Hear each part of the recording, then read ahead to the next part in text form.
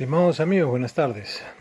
Aquí, supongo para eh, dar una exposición de lo que está ocurriendo. Finalmente, la ONU ya le pidió un informe al gobierno peruano, ¿no? Al Estado peruano, le ha pedido un informe. Por ahora, en esta forma en la que recae sobre la señora Dina Boluarte, que ilegalmente lo está usurpando, ¿no? Luego Estados Unidos está pidiendo adelanto de elecciones. Bueno, si pueden ver los videos ya que hemos expuesto desde diciembre, enero, habíamos anticipado esto, ¿no? Estados Unidos ya fue el que necesitaba tener una situación clara respecto de los contratos ley para poder firmarlos y empezar otros 30 años de explotación de recursos. Bueno, ahora no va a poder ser, ¿no? No va a poder ser porque la señora Boluarte no tiene la legalidad para firmarlos y ese es justamente el meollo de todo este problema. Y Estados Unidos, bueno, comete un error, ¿no? Comete otro error más. Ahora sí es de Estados Unidos, bueno, porque no puede estar solicitando que se convoquen a elecciones porque si la señora Dina Boluarte es ilegal, ¿cómo ella ilegalmente convoca a unas elecciones? Y además, muchos de los presidentes latinoamericanos no están reconociendo a la Dina Boluarte y están pidiendo que el presidente Castillo vuelva a su cargo, ¿no? Y Estados Unidos que quiere que pongan a otro presidente, por supuesto que se necesitaba, ¿no? El Congreso no va a querer sacrificar sus ingresos para poder llamar a otras elecciones, aunque si Estados Unidos hace un requerimiento como ese, normalmente se lo requiere de la forma en la que se lo requiere, como han visto ahora todos, que lo ha tuiteado, ¿no? Lo ha tuiteado, pero al tenerlo al señor Zapata, William Zapata, en el cargo de presidente del Congreso, sabe que el presidente del Congreso es finalmente quien va a asumir, ¿no? Y la presidencia para convocar a elecciones. Y prácticamente es una orden, ¿por qué? Porque eso hace Estados Unidos, ¿no? Pone a una persona a quien después le pueda decir, vas a hacer lo que te digo porque acá tengo esto y terminas perjudicado. Y por supuesto el señor Zapata tiene un montón de cosas de donde lo puedan obligar, ¿no? Lo de los delitos de lesa humanidad, lo del problema en Piura y esas cosas. Entonces, la situación comienza a ponerse claroscura o color de hormiga para la señora Boluarte y el señor Otárola. Porque además la ONU, bueno, ahora está pidiendo una aclaración y explicación de las cosas como han sucedido, ¿no? En condicional, porque luego viene el tema de cómo lo va a aclarar, ¿no? Porque de todas maneras aquí hay 60 muertos y las cortes internacionales van a empezar a perseguir esos delitos y además que no prescriben, ¿no?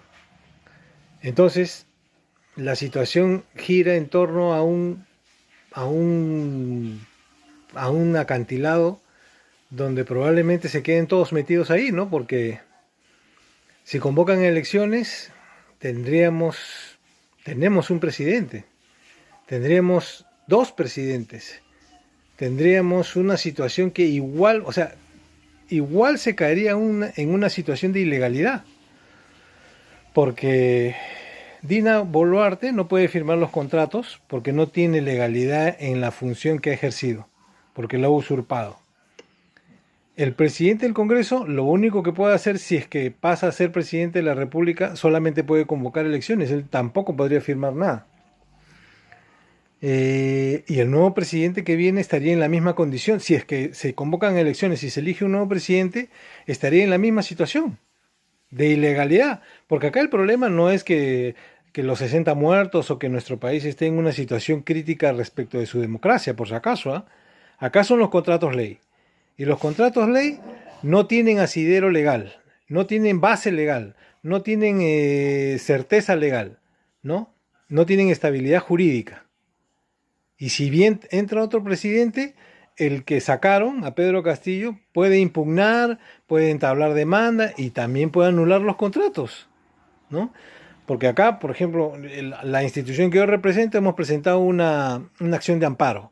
¿Una acción de amparo para qué? para retrotraer las cosas a la fecha en la que la democracia se quebrantó, ¿no? Hubo el quebrantamiento del orden constitucional. ¿Cuándo fue el quebrantamiento del orden constitucional?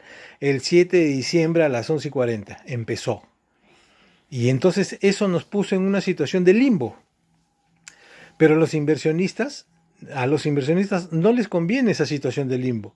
Ellos necesitan una estabilidad jurídica que les permita a ellos, con confianza, invertir y desembolsar los miles de millones de dólares que se necesitan para echar a andar todo lo que se necesita extraer y explotar de los recursos que tenemos. ¿Se dan cuenta? En torno a eso gira todo.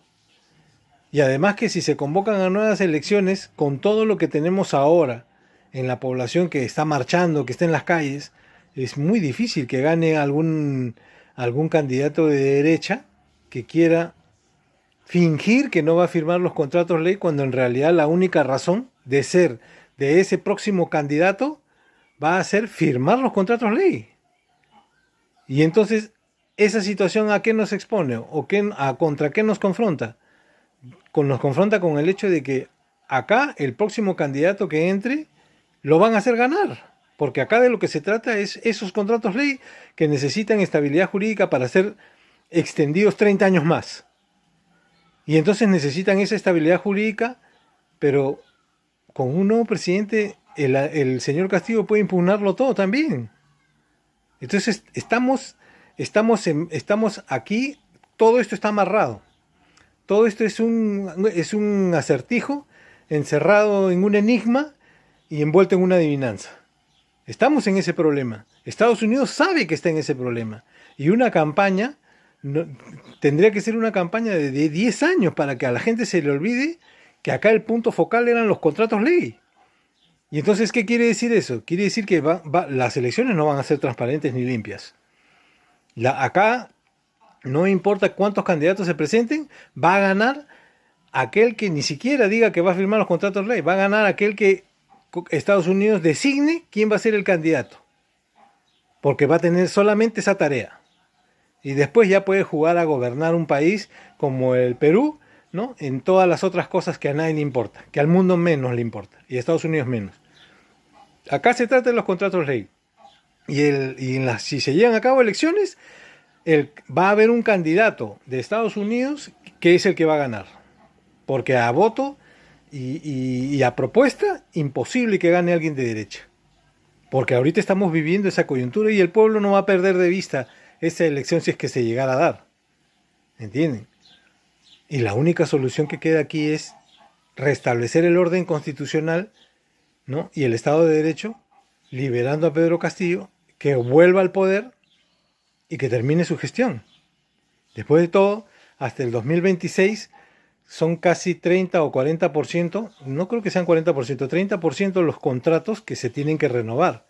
El grueso de los contratos es arriba del 2026, ¿no? Y eso le daría un tiempo a Estados Unidos y a esta derecha que quiere sacar esos contratos como sea para que hagan una campaña, ¿no? Y por supuesto los medios de comunicación mermeleros continuar atacándolo al presidente Castillo otra vez para seguir con la misma cantaleta a los que nos han llevado durante todo este tiempo. O sea, otra vez la situación de los medios de comunicación, ¿no? Entonces, esa es la única alternativa que queda.